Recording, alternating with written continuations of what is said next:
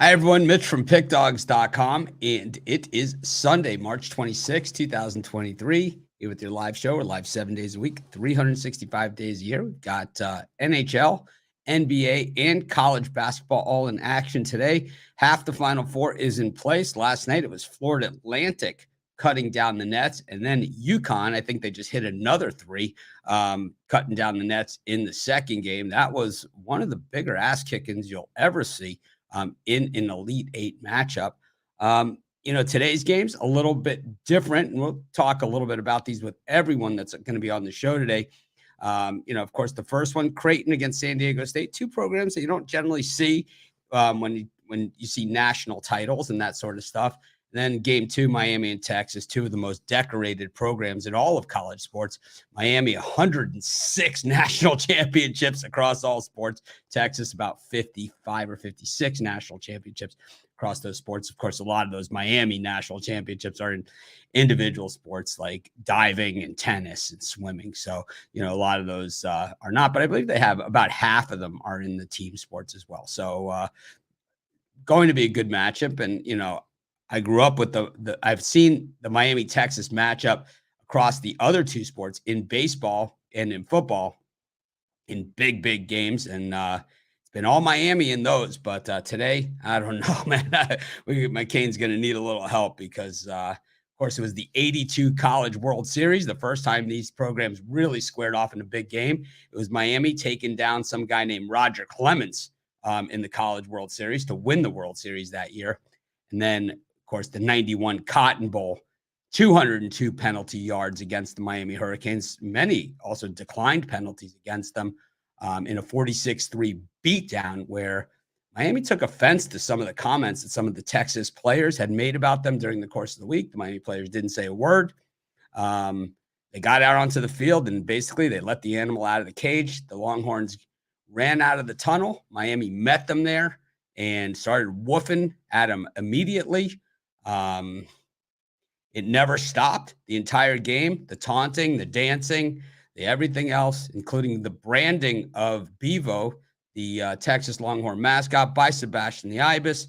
It really got ugly in that one. And after the game, the world of college football, the world of sports was never the same again. They changed the rules, and a new rule was instituted for the following season, simply called the Miami rule, which still is in effect today. We saw it more and more prevalent this year called than any other season. In fact, it has to do with taunting and dancing. And excessive taunting, dancing is a 15-yard automatic. Miami in that game against Texas was getting them called two at a time. They had several 1st and 40s in that game. You can look back at it, and I know the Texas fans were not happy about the way things went down. I know the Miami fans felt that Texas deserved it from start to finish because they felt that statements made by some of the Texas players, including their offensive linemen, would be by today's standards deemed racist. And the Miami players took that personally, and they were screaming it at the Texas players the entire game, all the way down to the final gun when they, instead of shaking hands, they continued to dance their way all the way into the tunnel, across the field, and really rang it up on them. A lot of people say that's the day that the Canes lost control of the asylum. I don't know. I think it was the day that changed college football, but these programs have not really met since then in anything. It has been intentional, and it'll be interesting to see because, of course, none of these players that are playing today were alive to see that, but a lot of the fan base was. So going to be interesting to see how these Horns handle it if they happen to get the edge here on Miami. But anyways, we've got a lot of cappers here today ready to get the edge for you. First up, Chris Ruffalo. Chris, how's it going? Good, man. I can listen to you talk about all the Canes stories till the cows come home. Well, that was the classic. It was like when they called the dancing in the end zone penalty on Maurice Crum. It's like penalty. He was dancing in the end zone. It's like The opening kickoff of that game, you could see the Miami players huddled on the sideline, and Robert Bailey's pounding his chest saying, I got him, I got him, I got him. And he kicked the ball off, and the Texas player took the ball and ran it out of the end zone. He never played another down of football ever again. Bailey just absolutely decapitated him. He was unconscious out on the field on the opening kickoff. Never played another down of football ever again. Miami was they took big time offense to the Texas comments, and they did not say a word at the press conference all week leading up to it. It was nuts. You can look this up. 1991 Cotton Bowl. You guys should take a look at this thing, because if you don't remember it, you need to see it. And you need to see the highlights from it, because it was Texas scored 3 points because Miami had penalties that allowed Texas to move the ball all the way down the field and get into field goal range. Without a positive play, Texas got into field goal range with all the penalties against Miami, and that was the only points they scored the entire game. That's how bad it was. 55 passing yards for the Horns, and they were down the whole game, so they were passing. That's crazy. It was nuts. But today, I think, probably a little different atmosphere, a little different. Like I said, these guys really not involved in that. And two really good head coaches in this one. I mean, we had Dennis Erickson coaching the Canes back then, just a little different scenario. And Texas also, not their finest hour either, with the name calling. I mean, I am a name caller, so I always appreciate it, but there's a line, there's a line on the name calling. It takes a good name caller to appreciate name calling. Well, the fireworks were going off in Boca last night, all the way up until the wee hours of 8:45 p.m. The party in Boca, I could only imagine. For the Owls. Yeah. It was crazy. I could only imagine. Probably going nuts. Anyways, Chris, what do you got cooking for us today? For me today, I'm going to go to the ice. We had a great day on the ice yesterday. I'm going to try to carry it right over here. I'm going to go with the Arizona Coyotes. I think this is a great spot for the Coyotes. They're not making the playoffs, but they're looking to build some positive vibes going into next season. At home this year, they're 20-11-3, 22-12 on the puck line. Now the Avs, they're the better team here. They're the only team, that's going anywhere in a couple of weeks once we start playoff hockey.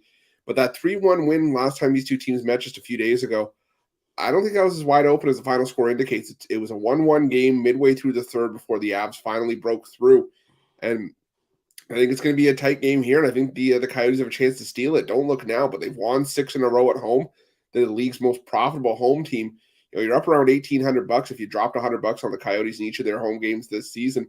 And they're more than $1,000 more profitable than the second most profitable home team in the NHL, the Boston Bruins. So I think the Coyotes hold some value here. Look, we're getting them at plus 255. I think they're worth a sprinkle here, just considering how much success they've had at home this season.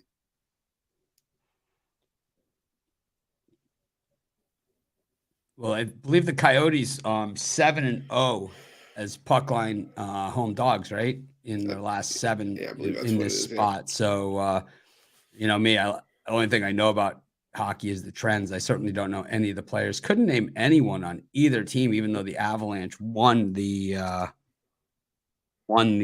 title last year. So I couldn't name a player. I know Joe Sakic has something to do with the organization still. Yeah. You remember him? Yeah. Peter Forsberg team. Or the Sakic team, however you want to term it. Sakic, Teemu Selanne was on there as well. Teemu Selanne played with too moo teams, though. Yeah, I think Sakic and Forsberg are most known for being an Avalanche. Teemu Selanne was more of a wasn't he on the Canucks? I think he was on the Canucks. He was on the Ducks. I know that for sure. That's right. The Winnipeg Jets, when he had that when he threw his glove up in the air and fired it down as one member of the Winnipeg Jets. Member of the Jets will blitz on every play. What do you got cooking today at Pick Dogs? Today, got a couple things on the go. Got a 3-pack for both college hoops and NHL. So got my $15 college basketball slam dunk. Great day yesterday. Hoping to carry that forward into today. All right. Well, that was exciting, Chris. Thanks for filling us in on that tidbit of information. about the Avalanche and the Coyotes. No rivalry that goes back to the 90s and before, huh? Unfortunately, no, because the Coyotes didn't join the league in 95 or 96, so we don't have it that far to go back. But actually, the Avalanche might have as well. Premium picks on both Final Four games today. Yes. Okay. Any note you can give out? Any tidbit of information? Any teaser or anything? Anything you got to say about these two teams? The two games. Well, I think I get your popcorn ready because I think it's going to be great from the start of the first game up to the end of the last game. I think we're going to have a couple of nail biters on our hands here. Gee, thanks for the insight, Chris. That was really fun. Well, what do you want me to say? I will say for that. What does San Diego State have to do to win today? Honestly, just slow down Creighton. They're San Diego State. They can match them up defensively, but Creighton, their offense has been really good. They're top 100 in 3-point percentage, 2-point percentage in foul shooting. They're top 20. So just got to use their size. Use what's brought San Diego State to the dance. They're the 4th best team in the country in terms of adjusted defensive efficiency, 3rd best in 3-point defense. So just trying to negate Creighton's advantages here. Creighton doesn't get to the line too much, so you just got to make sure you don't put them on the foul line. These teams played in the Maui Invitational this year. They just missed each other is really what happened. There are certain teams in those preseason tournaments or early season tournaments that don't play one another due to their performance within the tournament. Creighton took it to the final, losing to Arizona, and it was also Arizona beating San Diego State in the same tournament. So both these teams have the ability to lose to Arizona, who is already out of the tournament. How about Miami, Texas? And there's a lot of variables in this one. Obviously, Disu for Texas, could or couldn't go. We saw him in a boot last game. Boot usually means no, but we'll have to see what that means. Obviously, Texas really struggled against Penn State, who was kind of a lesser, slower version of Miami. And, Miami has gotten, they certainly have been far from perfect this year, especially away from home, and losing last year in the Big 8 to a Big 12 team that they had dead to rights by, they were up by 20 in that game against Kansas. Yeah. I mean, everybody talks about guard play winning in March, and some people are using that to point towards Texas, but I think Miami's guard play has been just as good, if not better than Texas's. I like Marcus Carr, but Isaiah Wong, fantastic ACC player of the year for Miami, and no Dylan Deese in the middle. I think that's only going to benefit Norshad Omier. I think he's going to have another great game inside. I think this is, like I said, this is a great spot. For an exciting game. I think Miami, one of the better big men tournaments, at least coming into this round and the prior round that we've seen in the tournament in a long time, in a tournament that's usually dominated by guard play, like you said, and guys that can hit the threes.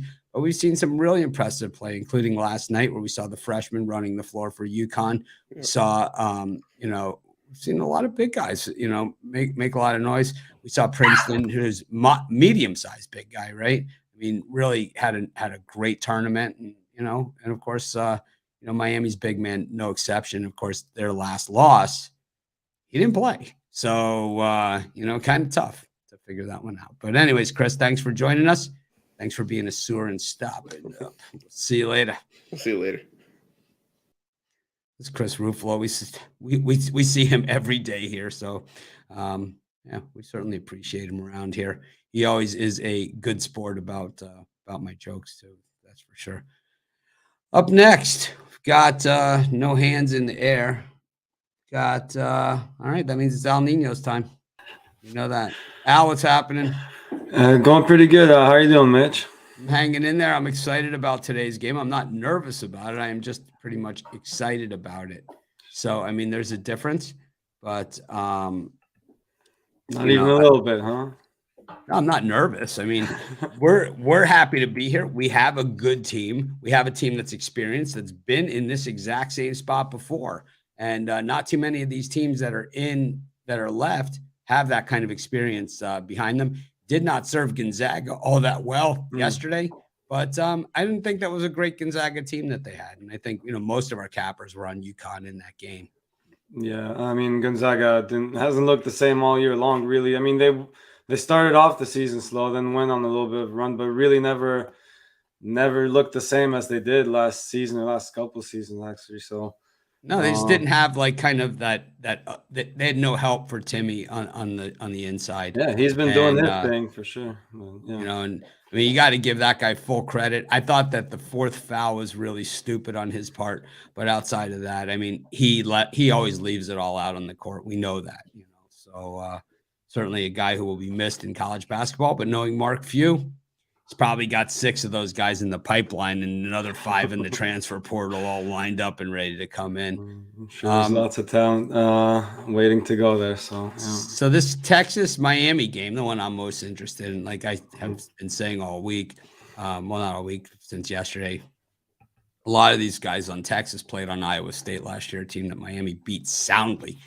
in the Sweet 16. So a little bit of revenge on their mind, but also from some of the Miami guys, we know we could beat these guys. So should be a good one as well. So, you know, I think, you know, with these games, what we've seen in the NCAA tournament, there's always the potential for a blowout and there's always the potential for a great game. And it just seems to me the odd thing is, and, you know, when teams have had a chance for the last shot, we've seen more steals of this last shot than I've ever, you know, in the last couple of days than I could ever remember, including Florida Atlantic just getting that hand in there, you know, last night, just, you know, saying that's it. Definitely love that one because, yeah, they were getting hot from deep too. So yeah, definitely was glad to see that steal. Well, what do you got cooking for us today? Gonna be looking at some NBA again. Looking at another dog here. Again, a bit of a heartbreaker for me going up against my Lakers today. This line is dropping, so I'd go ahead and grab this number as soon as possible. I'm on the Bulls here. Not too much value left on the points. You can still grab 3 points, I guess. That's not a terrible spot to be in, but I think I'd rather be on the money line myself in this a game that could go either way, really. The Lakers have been playing pretty well. If they get Russell back today, I think it could go either way. If he sits, I like the Bulls a lot more here and would definitely take them on the money line. But yeah, I just think that's where the value is in this matchup. The Bulls have been playing a little bit better lately. Still not quite as well as they could be, I guess, but I think they got what it takes to beat these Lakers here. And these teams also trending to the overs, which is an interesting look because I think their strengths on offense, each team kind of go against what the other teams are bringing on defense. So I think both teams should have success offensively as well. And I could see a high-scoring game here. But my play's on the Bulls, probably money line over the points. But you can do a bit of both, probably. I think this should be a good one too. I'm with you. I like the Bulls as well in the spot. I just think, you know, with the points. Also, we're seeing the line coming down. This is a Brian Bittler special. It's like they're begging you to take the Lakers here with just a 3-point number here.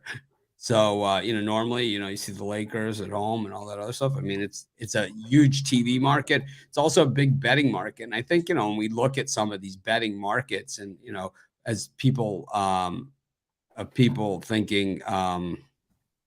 You know, how, you know, more people thinking they have access to the betting action that's out there. But it's like, we've shown this information and if we look at it, my guess is we'll go back and look at it over the course of this NCAA tournament. It hasn't been right in a very long time. And including yesterday, getting absolutely bludgeoned.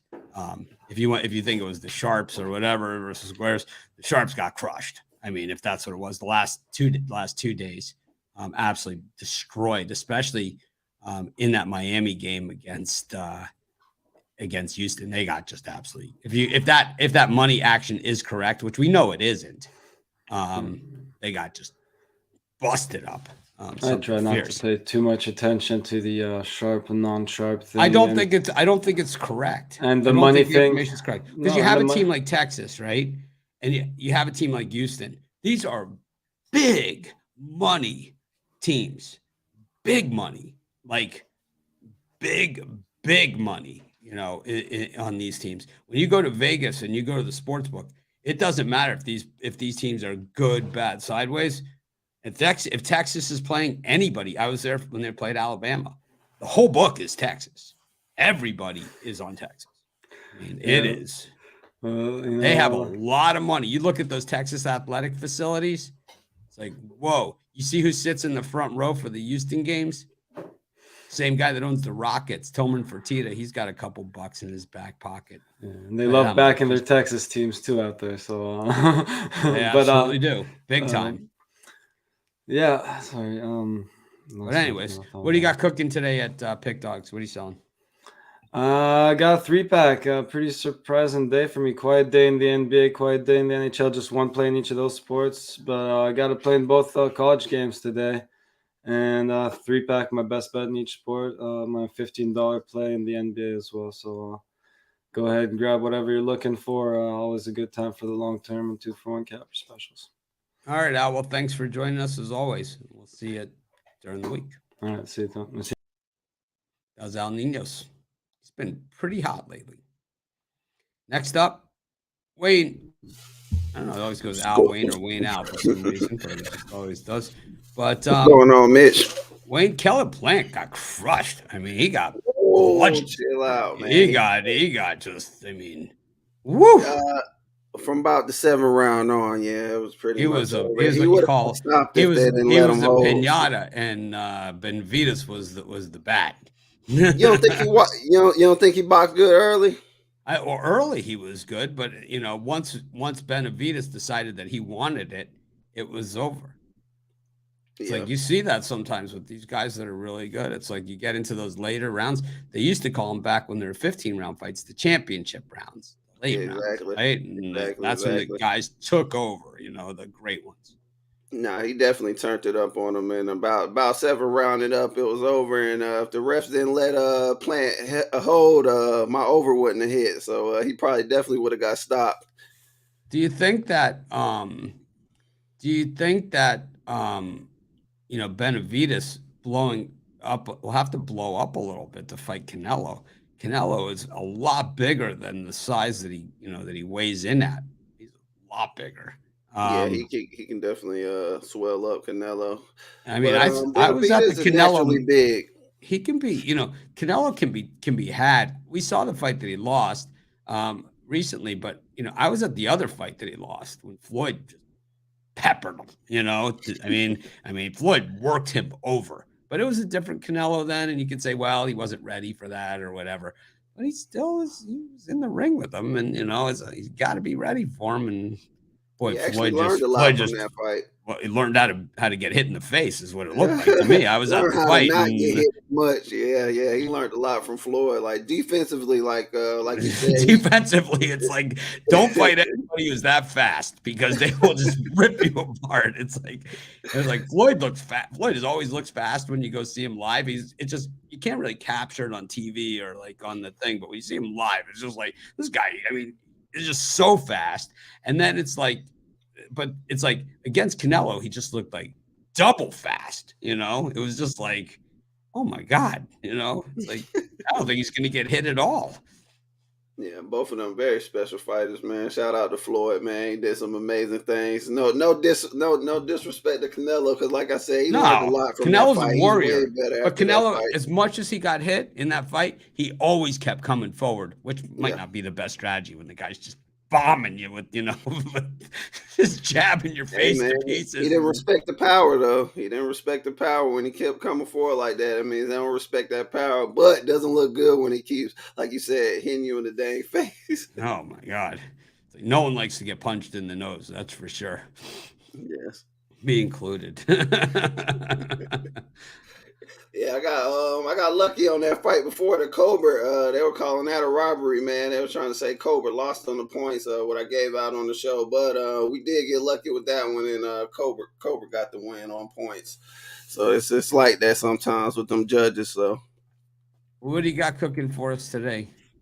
Today we're gonna go to the NBA where I got the Brooklyn against the Magic, and I can make a point for both of these teams, but I think this line is just reacting off Brooklyn having no rest, and the Magic recent play. Magic recently they're 3-0 at home, and they have been playing good at home, but let's not overreact here. This is a Magic team that still has their struggles and struggles to score, and the bench hasn't been playing well as of recently. So now I'm just loving Brooklyn here. Brooklyn is a team that smashes up on us usually. They're going back to last year, they're 3-4, 3 wins, I'm sorry. They've won 3 out of the last 4. So 3 wins and only one loss to the Magic in their last 4 going against us. They're 22-17 on the road straight up. 6-6 on back-to-backs and 21-17 straight up after the win. I'm taking Nets on the money line. I'm not going to overreact here. I do think they have the better team. Magic are pretty good defensively, but Nets are just as good at defensively. And I believe their last game when they played the Magic, you sort of seeing everything starting to come together a little bit between the starters and the bench. So I'm on Brooklyn here.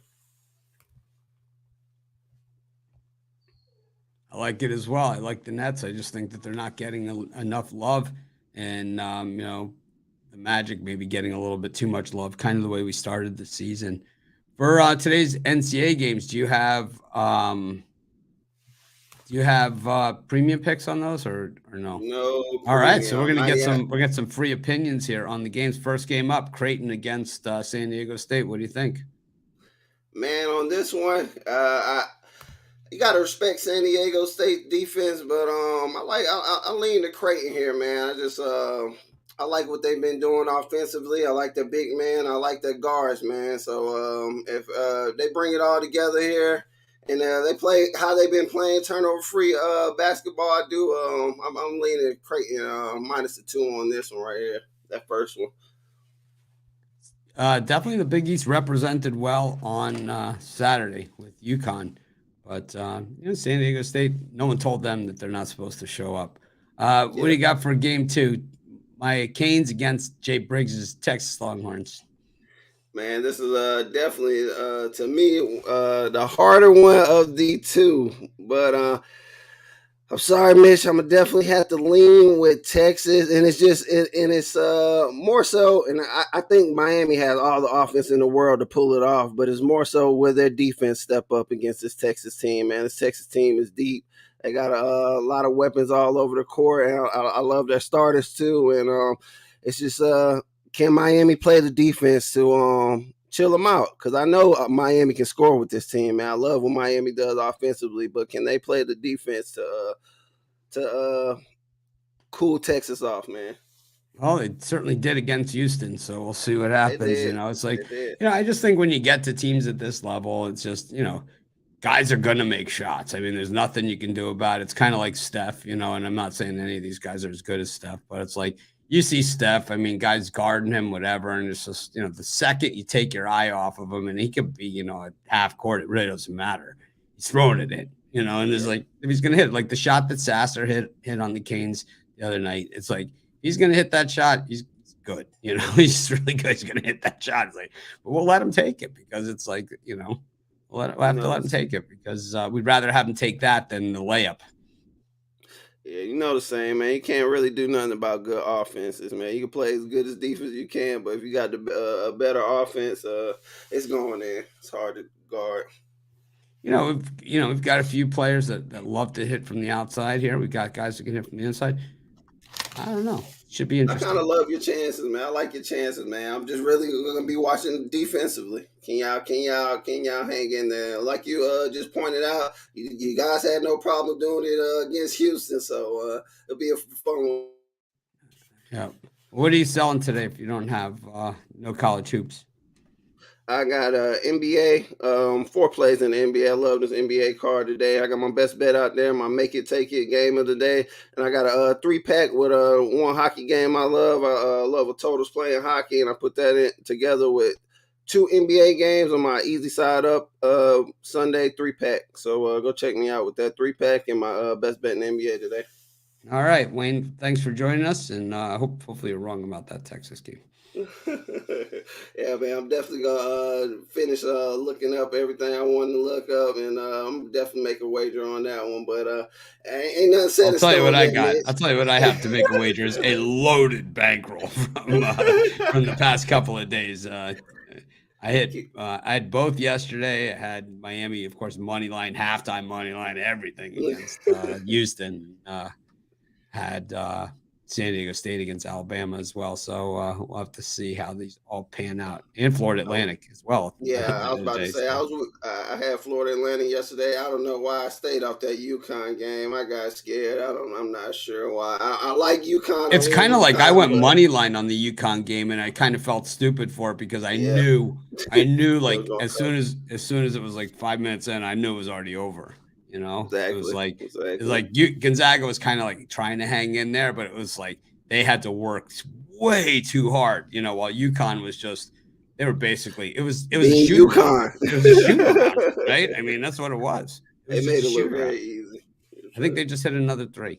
I do. I think they just hit another one. You Like, silly bitch. all right, Nah, Wayne. facts, though. All We'll right. see you. Wayne Scott.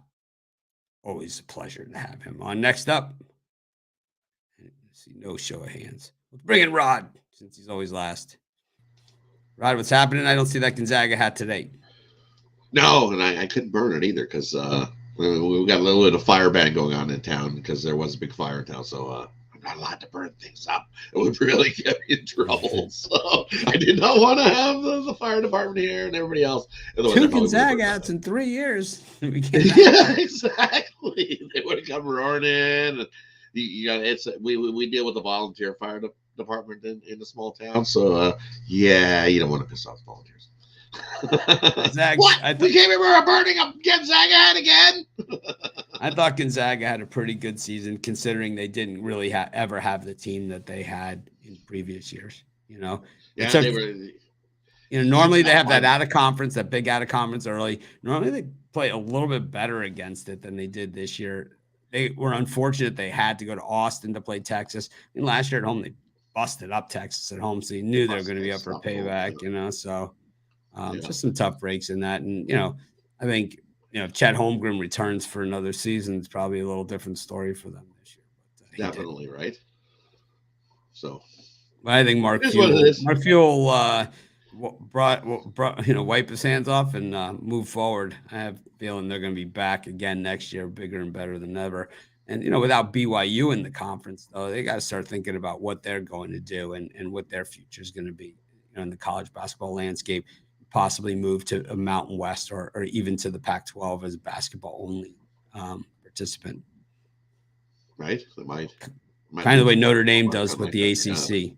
Like how Notre Dame does it with the ACC. They're only there for basketball. Only there for hoops, yeah. Well, anyways, what do you got cooking for us today? Well, we're going to head to a little bit of NBA action. We're going to go with the Thunder taking on Portland in this one, and definitely lead to the Thunder Buddies in this one. But we're going to go with the total. You look at OKC, they're only averaging 105.7 points a game over their last three. Well, Portland averages 108 points a game, and that's a little high, I think, for all of these injuries that they got that they're dealing with right now. Portland's got so many guys out. Grant's out, Lillard out, Nurk is out, Winslow out, Simmons out, Maggi out. It's like, holy, it's just a makeshift unit you got there. So with that being said, I like OKC to easily snag the win in this one, but I think the under is the better play. It's going to feel like a first to 100 wins this. OKC 5-1 in the under their last 6 road games versus a team with a losing home record. Well, Portland 6-2 to that under in the last 8 at home versus a team with a losing record. Yeah, I think the under this total is way too high in this game. Portland games generally, they just feel like they're going to be overs, but you're right, missing like a lot of those key players. I could see this one, you know, going more to the underside. Of course, the Thunder style is kind of that mud game, you know, drag teams down to their level, give themselves a chance at the end. And that's why they're such a good cover team, especially when they've been getting generous amounts of points over the years. Certainly not in this spot, they're not, but I mean, over the years, they're generally have been getting. This is like the number that they're getting. So you keep it close. Yeah. So if you keep it close enough to get a chance to win, then, you know, generally you're going to at least cover. And that's what the Thunder have been able to do. But this year, the lines have been a little tighter. Pretty good year for the Thunder overall. Probably a little ahead of where a lot of people thought they were going to be. Yeah, definitely playing pretty good hoops. And definitely the future looks bright for this OKC team, that's for sure. 232 is what I'm seeing on this. It's a lot of points. It's a lot of points. That's way too many points. It's just like, what the? Might have to take a pause here. Put you back on solo so I can take care of some business.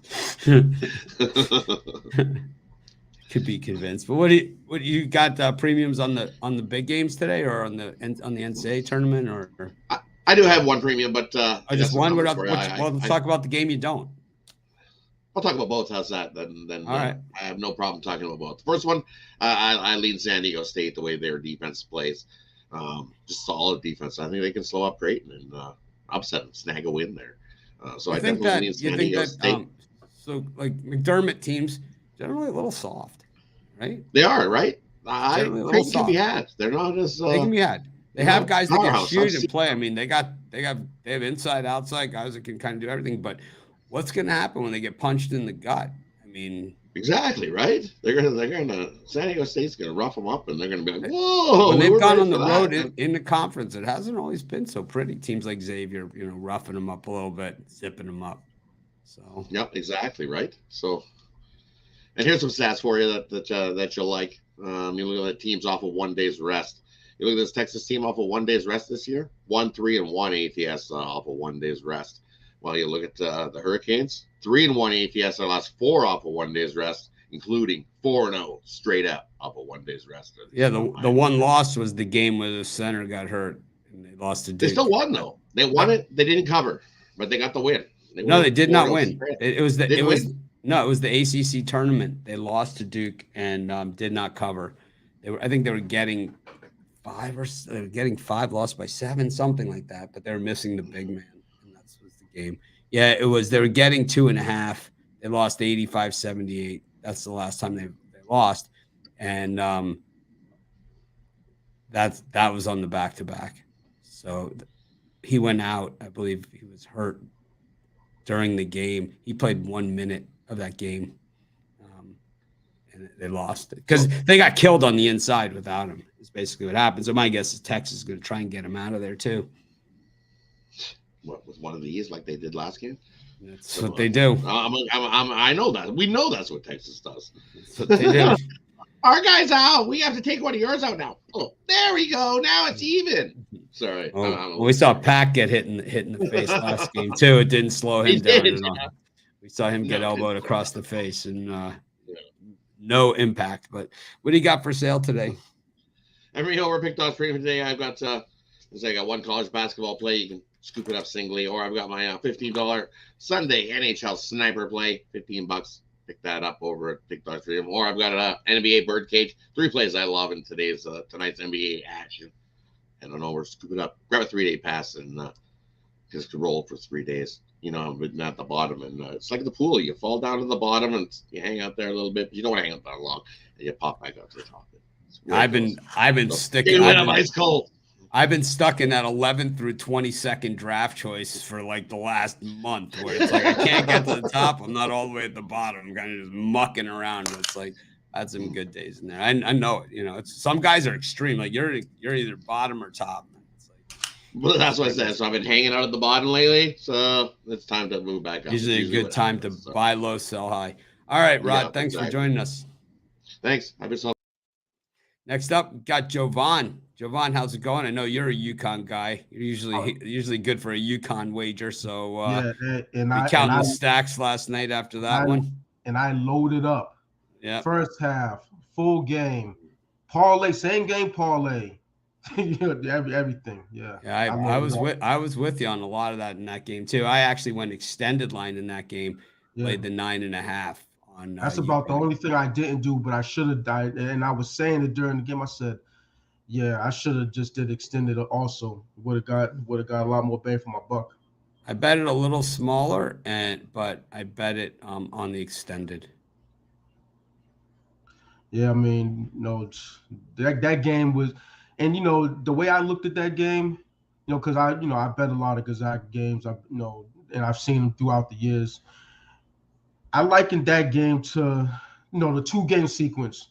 The last game they had against UCLA, and then this game against UConn. I likened it to a couple seasons ago where they had that last second heroic shot, and then had to play Baylor in the championship game, and got their bell rung and the undercast. and I did the same thing. It was the same type of scenario. So you got to watch the games to know things like that. So I took advantage. Got to take advantage of them. But what do you got cooking for us today? Yeah, we're gonna look at the Spurs versus Celtics, hometown team. Looking at the Spurs team, the better the team their opponent is, the less of a chance they have to score. It's as simple as that. I don't think personally they're gonna get to the 100 to the century mark, and the trends basically speak to that. The under is 4-0.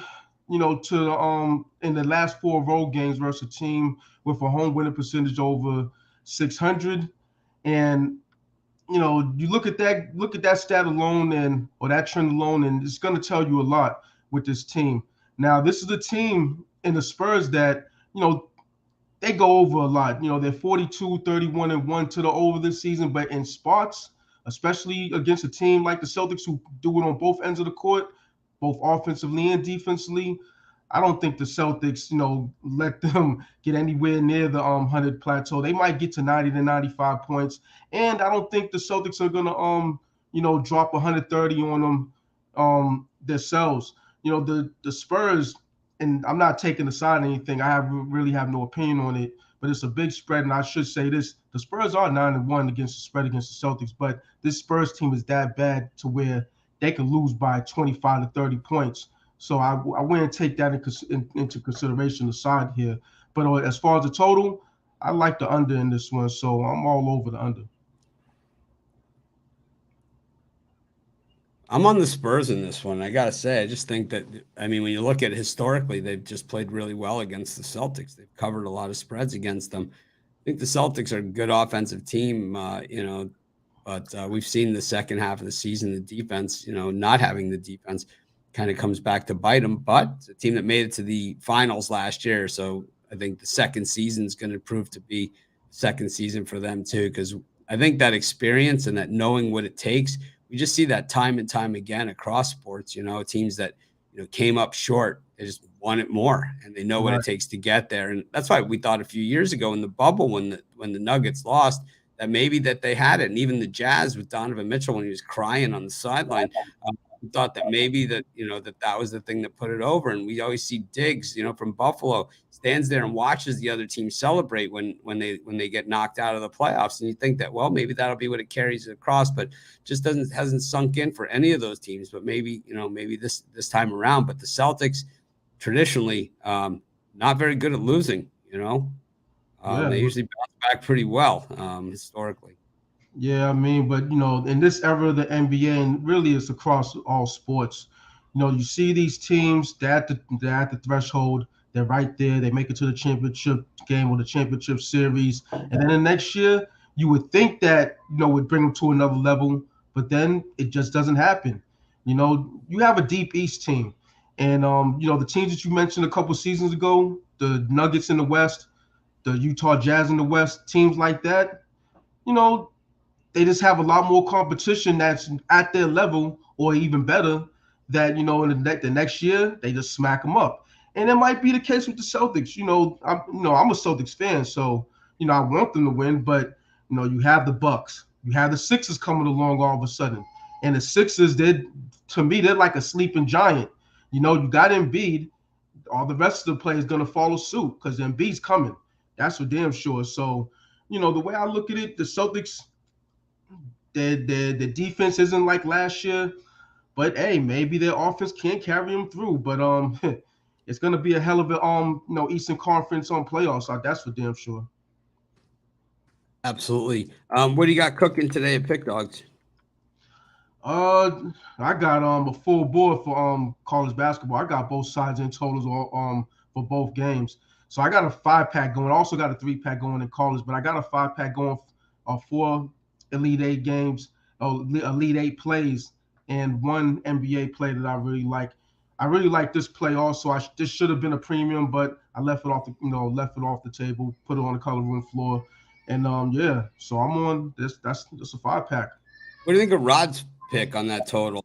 I'm on that with them. The Portland, the under almost makes sense. I mean, Rod talks a lot of nonsense, but I think that one he actually and it's kind of a similar situation where, you know, you have a lot of players out for this game, or, you know, the Celtics and Spurs game, or at least on the injury report. But you see for Portland, it's like they didn't already cancel their season. They laying down. They got everybody, you know, on the bench for this one. So it's, you know, as far as the other two games, before today, and you got a OKC team that you know, they're ready to make it to the playing scenario. So, you know, yeah, I like that play. I generally have not liked the whole idea of the playing games because I think the season is the playing games, but the way that it's kind of made the West really, really exciting, maybe softening me up a little bit, but I still think that the season is the play-in. I mean, it should be, but you know, hey, listen, you know, I don't know with these suits. The NBA is what it is. It's gonna attract attention. It's gonna attract fans. You don't need to change it, but they constantly try to tweak things. You know, one thing we know about the NBA and the NFL in dealing with them is it's just a bunch of lawyers. That's all. Right. It is. You know, right. That's, you know, at the end of the day, there's players, there's all the association, there's this stuff. Everybody that is, and then the NFL as a league, you know, the front office, it is just a bunch of lawyers. Same thing with the NBA. That's all it is. But anyways, Jovan, thanks for joining us. Smash it again today. Make it a winner. Looking to it. All right, Jovan Berth sitting on top of that yearly leaderboard once again. I sound like a broken record, but that's a good broken record to sound like. Next up, we'll bring in Jay Briggs. We've got our rivalry going on today. We got Miami versus Texas, my Canes, Jay's Longhorns. I tell you, I'm not as nervous. I'm not as like any, you know, thing as I would like to be. I would like to win. Of course, if we don't win, at least one of us has got a team in the Final Four, and I'll, you know, if we lose, I'll root for you guys. You know, so I got no problem with that. It's you know, if you guys have the sack to beat us, which you don't, but that's okay. You know, guys get, you know, it's kind of like going to that big pancake breakfast. You know, only one person wins the raffle for the big TV set. Everyone else gets a nice stack of pancakes. Yep. It's gonna be a great one today, man. I'm excited for it, man. Texas hasn't made the Final Four in 20 years. So I was 3 years old last time. Miami's never been in the Final Four. Exactly. So you know, but Miami hasn't played basketball as long as most of these other programs. Miami stopped playing basketball for a very long time and then restarted the program with Al Horford's father, Tito Horford. I didn't know that. Yep. Miami stopped playing basketball for a very long time. And then they started playing again, I believe. I'm not sure what year it was, but it wasn't that long ago. I did not know that. That's interesting. Yep. It's gonna be a hell of a game today, though. It's not an easy gimme for Texas, man. They've been my favorite all year. You know, the way UConn looking, though, it's gonna be pretty tough if we do got to see them. But we got to get through Miami first. You know, I hope my big guy plays today. We'll see, man. I think he's a huge addition to that team, but y'all know I'm leaning Texas in that game. So, trying to find out when that was that Miami stopped playing it. 1985. They stopped playing in 85? No, they started playing in 85. Started playing again in 85. Okay. Yeah. After not playing, you know, throughout the 70s. I know that much. Oh, that's crazy. Yep. But what do you got cooking today? Today, I'm going to head out to the NBA. We've had a lot of huge spreads recently in the NBA. I'm going to attack one today. Just missed my premium area, but I'm going to lay that 14 with the Cleveland Cavaliers, as I do think they take this Rockets team behind the shed, man. Cleveland, they've been in that mode recently as they have won 4 of their last 5. And, you know, 3 of those were out on the road where they typically have not played their best basketball this season. At home is where the Cleveland Cavaliers have been absolutely money this season, as they are the second best cover team at home in the entire NBA, 23-13-1 at home this season. They have already hammered this Rockets team once, 113-95 on the 26th of January in Houston. there's no doubt in my mind that they probably do the same tonight in Cleveland. We've seen Houston. They were scrappy there for a minute, but in that same breath, man, they just got blown out by Memphis, 151-114. Golden State beat them pretty good, man. They lost by 10 to the Pelicans. I don't think this is a game where the Rockets keep it competitive. I think Cleveland probably hammers them in this spot tonight. I'll lay that 14. I'm with you on this one. I like the Cavs in this one. I think the Cavs, the only thing that scares me here is they don't really have much to play for. They don't have much room to move up or down. They're probably not going to move anywhere. I think a win here, they probably actually clinch that, where that's not going to happen. They're just getting to that point of the season. And, for the Rockets, it is time to start thinking about another season and maybe more looking at some of these bench players and see who's going to be part of the future of this organization, because they've got a ton of draft picks. They do. And they got a ton of young guys in there right now. So they got to figure out, what's the best course moving forward. I've been hearing rumblings that maybe Harden comes back to Houston next season. They're going to chase a star. They're going to continue to develop young talent. John Wall. John Wall's triumphant return. Yeah, man. You never know, man. So huge offseason for this Rockets team. They might we never know. They might end up with Wembanyama. So we'll see. Well, they got the Clippers pick also, so I think it's a pretty deep draft.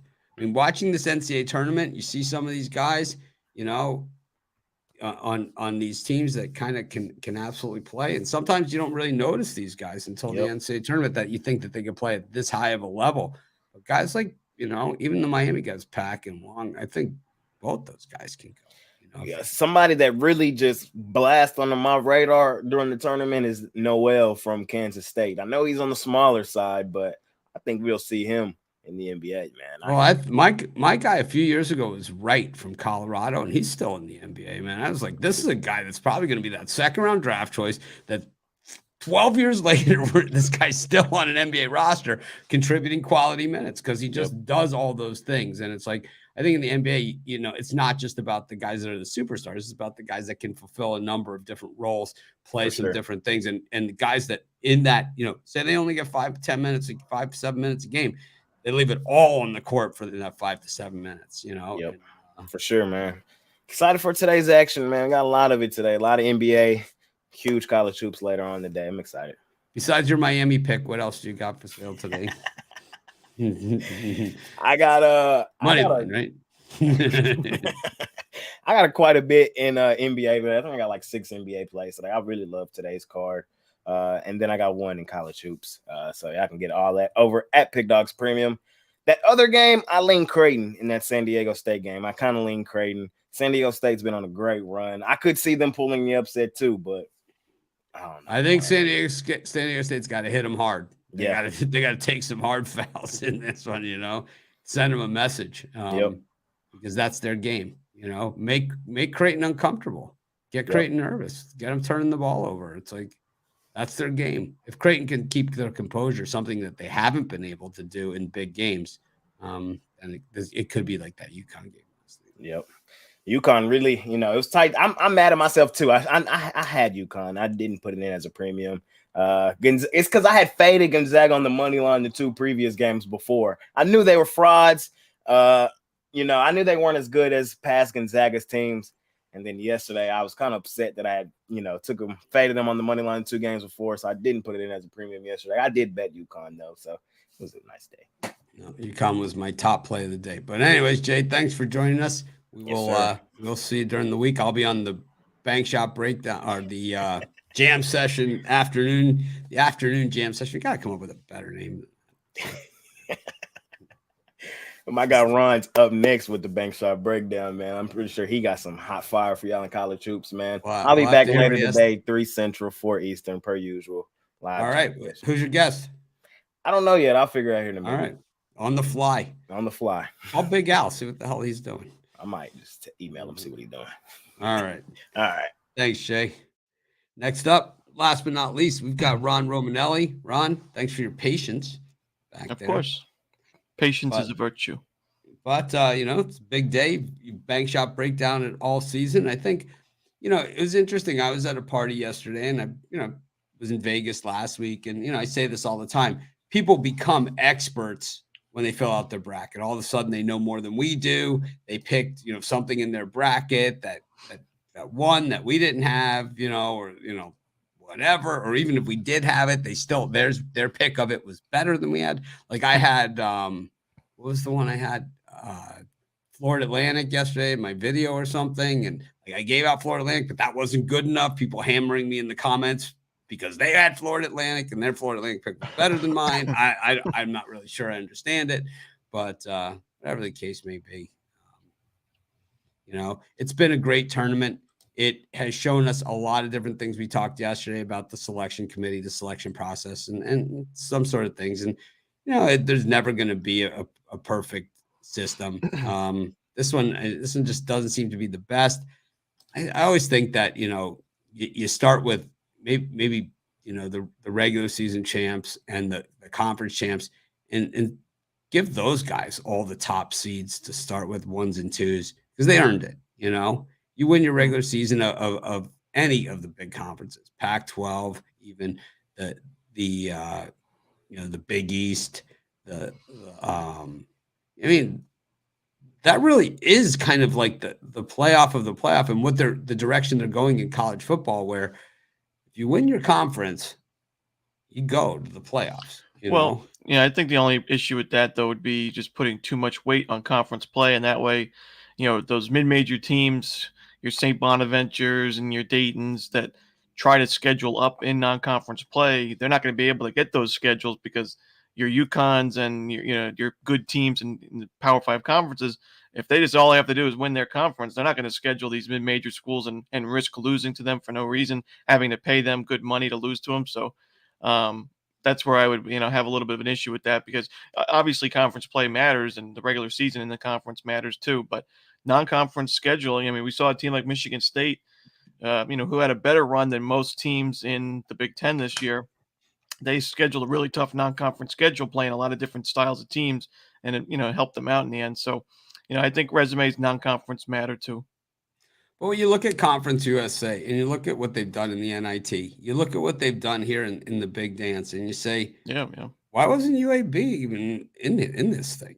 I don't know. Why was Rutgers there instead of them? Yeah, man. It just goes back to not really being able to get too strong of a schedule. But now, this is a program that's on the rise. They should. How about North Texas? They usually play a pretty tough schedule.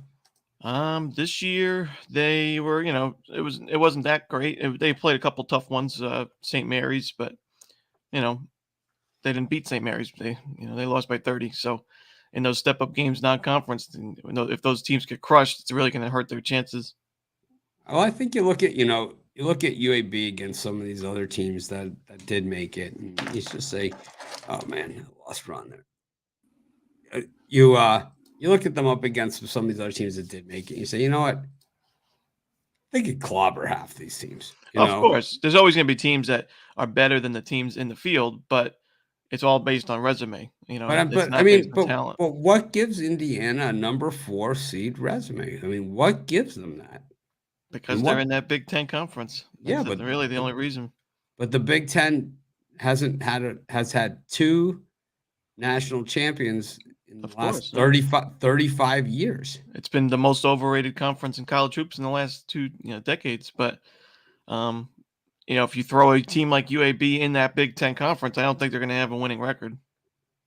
I think they might give some teams a little bit more trouble than you think. And I love UAB, but they said the same thing. They said the same thing about TCU when they put them in the Big 12, and look at them in football this year.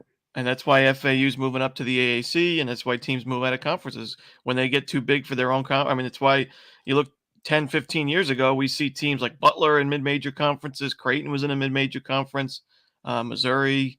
So, I think that's why teams move up, teams move down, and it keeps the system going. It'll be interesting to see exactly if there's any wrinkles or changes to the system after this. Yeah. But what do you got cooking for everyone today? Yeah, I'm looking at the NBA here, and I like the Raptors laying the points against the Wizards today.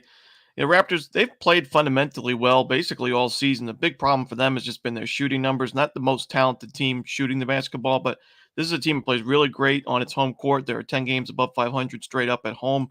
Coming off a nice win over the Pistons by 118-97 final score. It was a game where, they held Detroit to 24% from the perimeter. Toronto's got a great perimeter defense. They're a good offensive rebounding team. They had a big advantage on the glass in that one, and that's just been a thing for Toronto. They attack the offensive glass. They're strong on the defensive glass. They force a lot of turnovers, and defensively, they're just a sound team.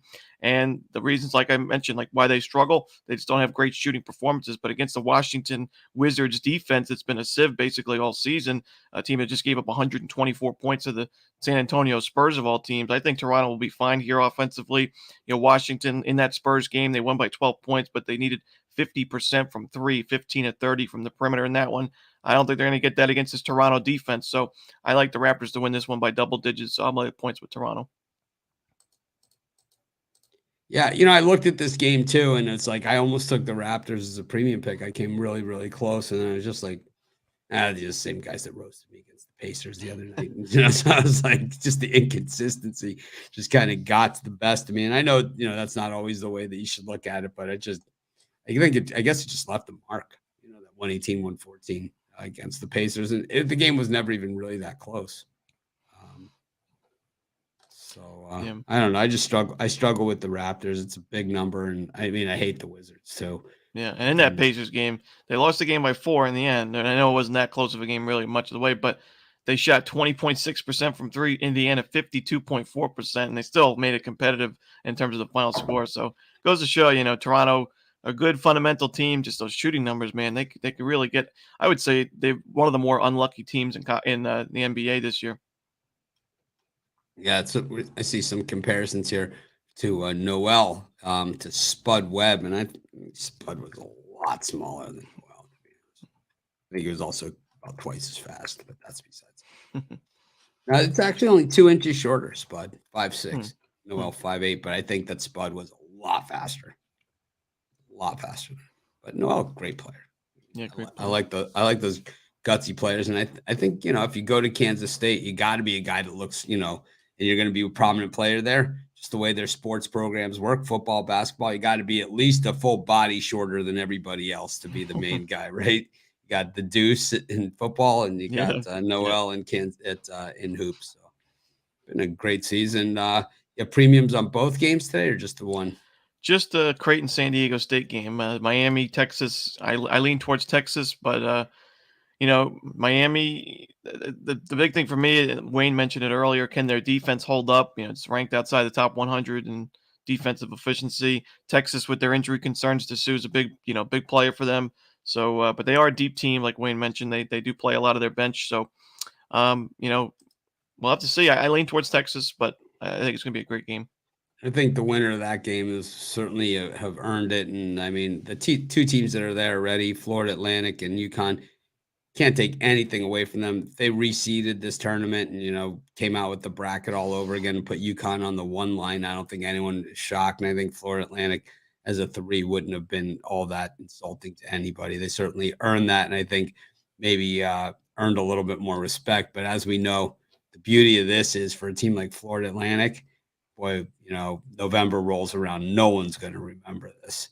And we're going to be back to eat these books alive on these sort of games. And that's what we saw, when Loyola Chicago made these types of runs, and, Miami getting into this after going to the Elite Eight last year, and nobody really, even talking about it this year. So,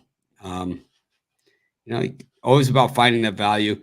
You think do you think maybe separating into 2 different tournaments would do anything? Like maybe a smaller conference tournament and a big conference. What do you mean, like a 2 NCAA tournaments? Yeah, like 2 different ones, like a smaller conference. Nah, that would kind of take away from the impact that the main tournament has. I mean, there's still the other postseason tournaments for the teams that won the regular season conference and just didn't win their conference tournament, and some of the other teams like that just missed the tournament, the NIT. So the NIT, it may not be as exciting as the big dance, but certainly helps the programs. Money wise, they can do pretty well, especially teams like Utah Valley that are making big runs. I mean, that's a program that if you tell them you're in the semis and in the NIT before the season, that they're very, very happy. So, I like the way it's set right now. Dusty May headed to a bigger job? Well, the thing is, it depends on. I think it depends on where his players go. I mean, this is a young team, like I mentioned. So if they stay around, why not run it back? You can, if you got the same team but more experience, you had a couple transfers, you can run it back. I mean, it's Final Four right now. Who says they can't win a national championship? And this is a team that's moving up to the AAC soon. So, it's not a bad job for Dusty May, in my opinion. But I don't know what he's looking at. Well, we're going to be looking at millions and millions and millions of dollars being Oh, thrown yeah. his way from Oh, yeah. major big-time programs. So, But this program just got a payday themselves with every win they get along the way in this tournament. So they might. any They might coaches put you're it up. surprised? Like, I'm surprised Ohio State hasn't fired their coach yet. No, I mean, it's tough to tell. I mean, I think it's surprising to see how quickly the carousel works. Right? We see a coach get fired, and then we see reports that Rick Pitino's close to signing a deal with St. John's. It's like they just fired Anderson, not too long ago. So I think in pro sports we see the vacancy kind of lasts a little bit longer. But I think in college sports you don't want to miss out on your guy, and he'll go quick. So these teams are going really quick to try to get the guy that they're after. I mean, FDU a couple of weeks ago nobody was talking about him, and now Tobin Anderson's with Iona. So that's how quick things can change in college sports. Any truth to the rumors? Jay Wright to Ohio State? I couldn't really. I don't know anything about it, but who knows? I think there's rumors that Ron's going to Mississippi Valley. It's out there. I think he's looking for Ron Romanelli. This is the time of year where we see these big changes happen. So yep. I wouldn't be surprised. But anyways, Ron, thanks for joining us as always. Everyone, it's going to be an awesome day of games. I'm going to be pretty excited one way or another. Like I said, generally I always hope for the best, but I think in this one against Texas, I think, kind of like the way I felt against Kansas last year, it'd be awesome if we win. I'd be happy, but I'm not going to be all that disappointed if it doesn't go our way for some reason, because once again, no one picked us to go here. I mean, I think that win against Houston was about as good. There's nothing that's going to top that anyway. A national championship wouldn't hurt. I'm telling you, in college basketball, the national championship game is not as big as going to the Final Four, winning the championship game, unless it's in one of these thrilling, exciting finishes. I think going to the Final Four really is the mecca. Well, I mean, this championship is got to be better in the end, winning it. I don't think so. I could see like making the Final Four over just making the championship, but winning the whole thing. I mean, that's what you play for. I guess so, or you play to go to the Final Four. Yeah. Well, then after you get there, you got to do a little bit more, or else let's just call it now. Let's say the Final Four is that's it.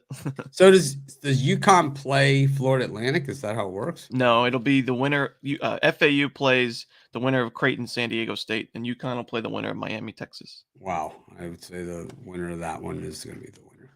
Yeah. It's going to be UConn, Miami, or Texas. But it's nice to see either FAU, Creighton, or San Diego State will be in the championship game. Well, that's kind of like when Butler went. When Butler went twice, back to back. That might be before your time too. But no, I was around. They went back to backers as well. So I think they played VCU to get to the title game 1 year.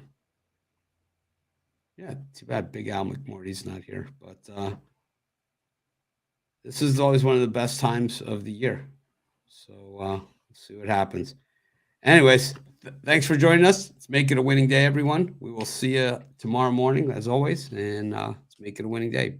Ron, going to be a light week for the bank shop breakdowns, but Thursday, you're probably locked and loaded already on this. Kevin Gosman to win the Cy Young, Alex Cobb to win the Cy Young. I'll be fading Gosman from the outset. Oh, Lucas Giolito too, and the Padres to win the World Series. Padres to win the World Series. Juan Soto MVP. I was in San Diego last week, and they were very excited about their Padres. I'm excited. Even the homeless are wearing Padres shirts. Juan Soto MVP all day long. I don't know about that. As long as he can learn how to catch a baseball. That's not going to happen. But he'll hit 500. We'll see. It's always interesting in baseball, the injuries, that happen. Remember a few years ago, the Mets had like that unbelievable starting rotation, and then like by third week of the season, it was all minor leaguers, The like Mets are DeGrom, Syndergaard. It was like right there was stacked. The Mets are already starting with their injuries this year. It's what they do. Yep, a cursed franchise. When you go with Max Scherzer and Justin Verlander as your 1 and 2, are you kind of asking for trouble at that point? Because I mean, we've seen these guys do it before, but that was about 10 years ago. No, I didn't like the Verlander signing. I mean, I know he won the Cy Young, but these both guys, they're like you said, they're begging for an injury with getting up in age there. So we already saw Edwin Diaz down, Jose Quintana's down. I don't know. I think the Braves are still the clear favorites in that division. Who's the young pitcher that's going to set the world on fire this season? Well, I think Spencer Strider will also have another good year. There's not a ton of prospect in terms of the pitching. I think there's more position players like Corbin Carroll for the Diamondbacks, Gunnar Henderson, Adley Rutschman for the Orioles, and then Anthony Volpe for the Yankees looking real good. He might be the youngest player to start at shortstop on opening day since a little guy named Derek Jeter. So we'll see. I'm a Hunter Brown guy. We'll see what happens. Oh yeah, that's another one. Yep. Hunter Green, I think, has a bounce back season too. I like Hunter Brown. I like George Kirby. I mean, these are, I think, the next wave of great ones. I think Kirby's going to be unbelievable with a year under. I'm worried for Logan Gilbert. I think he could be in trouble this year. Seemed to tail off at the end of last season. Yep. Pretty big. So kind of got a lot of that celebrity status in Seattle. Yeah, when you're watching the MLB plan and you kind of get those local feeds, you see the guys showing up in a lot of the commercials on those feeds, like Logan Gilbert did. Yeah, softens them up a little bit. Joe Ryan, another one. Yeah, we'll see with Joe Ryan. The jury's still out on him. A lot of guys were injured last year too. This should be a good year. I think it's going to be competitive. We'll know in a hurry, I think. I'm really excited. Yep. Over under on canceled Rockies games in the first 2 months of the season. Oh my God, I know. Over under on how many years the Rockies still have left in Colorado is my question, because I don't think that this is a franchise that can actually win in Colorado. Just the way that the players, how when they play a home series and then they go on the road, it's really tough for those players to adjust. So Vegas is acting like the A's are their team already. Vegas is acting like the A's are their team already. I mean, I was out there, last week, and they were talking about how the A's were coming. I think so. I mean, makes sense. If the ownership can make a couple bucks, that they'll definitely take that.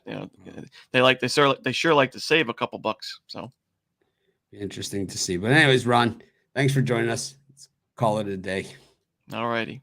Have a winning day, everybody. Good luck, everybody.